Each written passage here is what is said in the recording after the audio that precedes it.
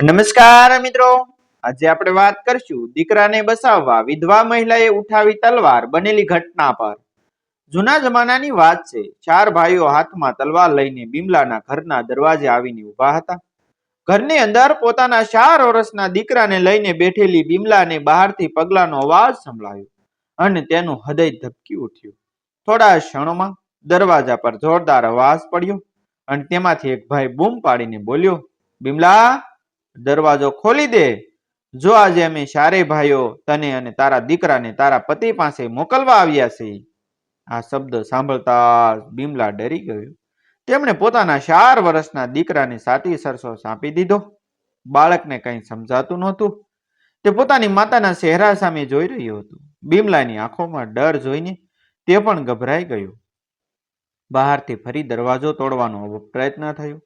બિમલાએ પોતાના દીકરાને બધું મજબૂતીથી સાંપી લીધો અને બૂમ પાડીને કહ્યું કે હું મારા દીકરાને લઈને ક્યાંક દૂર ચાલી જઈશ।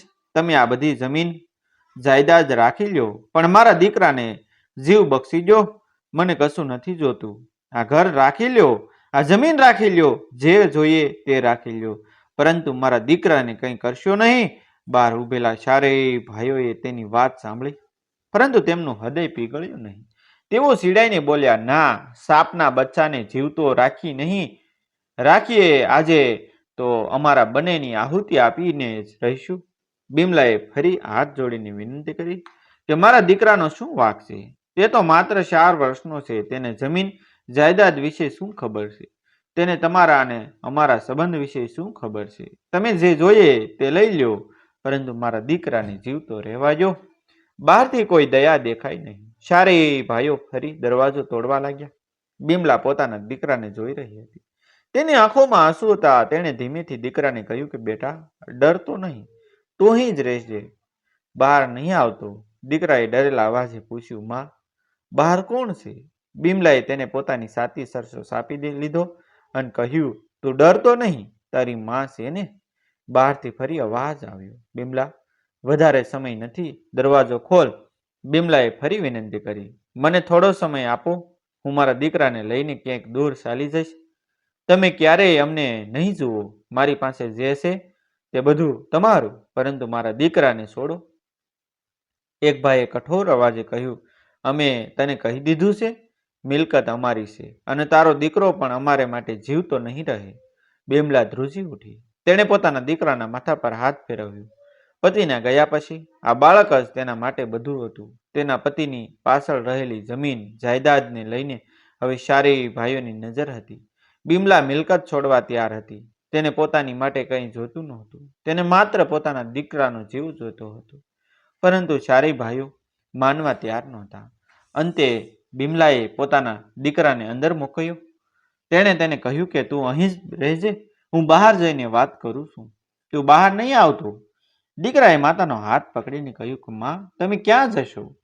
બિમલાએ કહ્યું, હું અહીં જ છું બેટા, તું ડરતો નહીં।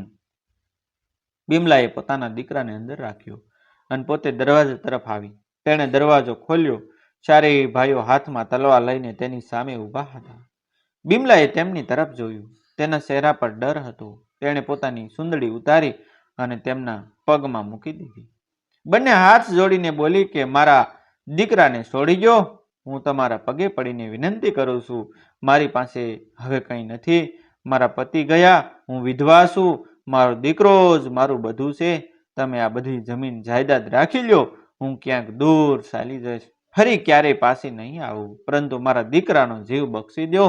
એક વાત, માતા પોતાના સંતાન માટે 4 માણસોના પગમાં પોતાની સુંદડી મૂકી રહી હતી, પરંતુ તે ચારેય ભાઈઓ તોય પીગળ્યા નહીં। એક ભાઈએ કહ્યું કે આ નાટક બંધ કર, અમને તારી જમીન જોઈએ છે અને તારા દીકરાને જીવતો રાખવો નથી। બિમલાએ કહ્યું, તમે મારા પતિના સંબંધમાં આવો છો, તમારા માટે હું પારકી નથી। તમે મારા દીકરાના સગા છો, આજે તમે તેના કાળ બનીને ઊભા છો। શું તમને આ બાળક પર દયા નથી આવતી? બીજાએ કહ્યું કે દયા માટે અમે અહીં આવ્યા નથી। બિમલાએ કહ્યું કે મારા દીકરાને એકવાર જોઈ લ્યો, પછી પણ જો તમારું હૃદય ન પીગળે તો જે કરવું હોય તે કરજો। પરંતુ તેઓ આગળ વધ્યા। બિમલાએ ફરી હાથ જોડ્યા, મહેરબાની કરીને મારા દીકરાને કંઈ કરશો નહીં, હું બધું છોડી દઈશ, આ જમીન જાયદાદ તમારું, ઘરે તમારું, મને કશું નથી જોતું મારે. ચારેય ભાઈઓ આગળ વધતા રહ્યા. બિમલા ધીમે ધીમે પાછળ ખસી. તેની આંખોમાંથી આંસુ વહેતા હતા. તેણે એક ક્ષણ માટે ઘરની અંદર જોયું. ત્યાં તેનો 4 વર્ષનો દીકરો ડરીને ઊભો હતો. માતા અને દીકરાની નજર મળી. એ નજરમાં ઘણું બધું હતું. દીકરાને કદાચ સમજાઈ ગયું કે બહાર કંઈક ભયંકર બનવાનું છે. બિમલાએ તેને આંખોથી શાંત રહેવાનો સંકેત આપ્યો. પછી ફરી ચારેય ભાઈઓ સામે જોઈને બોલી, હું તમને છેલ્લી વાર કહું છું કે મારા દીકરાને છોડી દો. હું તમારા રસ્તામાં ક્યારેય નહીં આવું. તમે આ બધી જમીન જાયદાદ લઈ લો, પરંતુ એક માતાની આ વિનંતી સ્વીકારી લો. ચારેય ભાઈઓમાંના એકે તલવાર મજબૂતીથી પકડીને કહ્યું કે ના, આજે તારા અને તારા દીકરાની આહુતિ આપીને જ રહીશું. આ શબ્દો સાંભળતા જ બિમલા થોડી ક્ષણ માટે ચૂપ રહી ગયો. તેના ચહેરા પર તે આંસુ વહેતા હતા, પરંતુ તેની આંખોમાં હવે કંઈક બદલાઈ રહ્યું હતું. થોડા સમય પહેલા જે સ્ત્રી પોતાના બાળક માટે હાથ જોડીને વિનંતી કરી રહી હતી, એ જ સ્ત્રી હવે શાંત ઊભી હતી. તેણે પોતાના દીકરા તરફ જોયું, પછી ચારેય ભાઈઓ તરફ જોયું. તેના મનમાં એક જ વાત હતી કે મારો દીકરો. તે માતા હતી, પોતાના દીકરાને કોઈ નુકસાન પહોંચાડે અને તે ચૂપ રહે, એવું કેવી રીતે બની શકે? બિમલાએ પોતાની સુંદરી ત્યાં જ રહેવા દીધી. તેણે ધીમેથી પોતાના વસ્ત્રો તરફ હાથ કર્યો. ચારેય ભાઈઓને કંઈ સમજાયું નહીં. અચાનક બિમલાએ પોતાના વસ્ત્રોમાંથી તલવાર કાઢી. તલવાર હાથમાં આવતા ચારેય ભાઈઓની આંખો ફાટી ગઈ. જે સ્ત્રી થોડી ક્ષણ પહેલા તેમના પગમાં સુંદડી મૂકીને વિનંતી કરી રહી હતી, એ સ્ત્રી હવે હાથમાં તલવાર લઈને તેમની સામે ઊભી હતી. બિમલાના ચહેરા પર હવે ભય નહોતો. તેની આંખોમાં પોતાના દીકરાને બચાવવાનો સંકલ્પ હતો. એક ભાઈએ પાછળ ખસવાનો પ્રયત્ન કર્યો, પરંતુ બિમલા રણસંડી બનીને તેમની તરફ તૂટી પડી. ચારેય ભાઈઓને વળતો પ્રહાર કરવાનો સમય પણ વળ્યો નહીં. તેમને લાગ્યું હતું કે સામે એક લાચાર વિધવા છે, પરંતુ સામે એક માતા ઊભી હતી. પોતાના 4 વર્ષના દીકરાના જીવ પર આવી પડેલા સંકટ સામે તે માતાને પોતાના અંદરના તમામ ભયને પાછળ મૂકી દીધો હતો. બિમલાનો પ્રહાર એક પછી એક થતો ગયો. ચારેય ભાઈઓ અચાનક થયેલા આ પ્રહારથી ગભરાઈ ગયા. તેઓ પોતાની તલવાર સંભાળે એ પહેલા જ બિમલાએ તેમને પરાસ્ત કરી દીધા. જોત જોતામાં ચારેય જમીન પર પડી ગયા. બિમલા તેમની સામે ઊભી રહી. તેની આંખોમાં હજુ પણ એ જ આગ હતી. થોડા સમય પહેલા ચારેય લોકો તેને લાચાર સમજતા હતા. હવે એ જ ચારેય તેની સામે નિષ્પ્રાણ પડી ગયા હતા.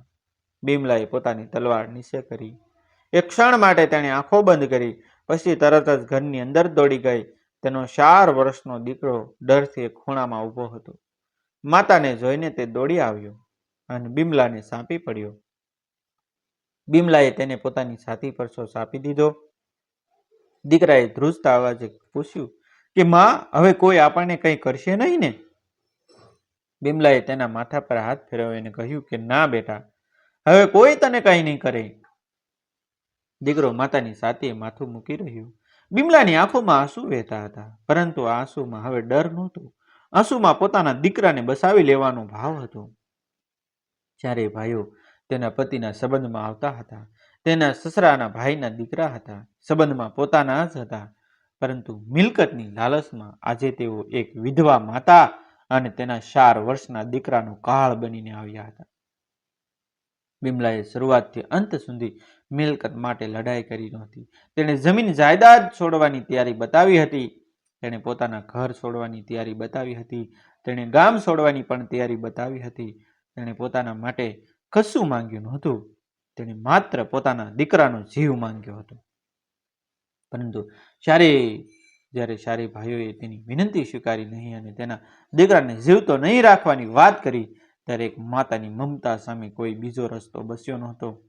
બિમલા પોતાના દીકરાને છાતી સરસો સાંપીને લાંબા સમય સુધી ઊભી રહી.